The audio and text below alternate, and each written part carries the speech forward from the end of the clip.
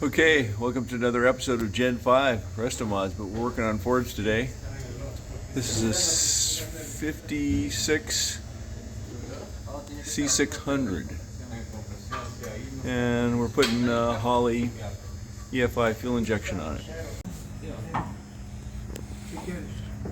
It's a Holley Sniper with the Hyperspark, which is their distributor. And yeah, see, it's pointed the wrong way. We're getting no start, so I think we're out 180.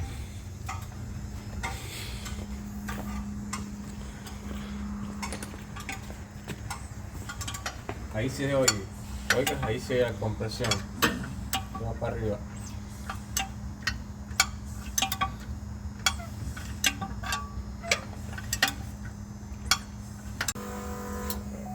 Okay, give it a whack. Give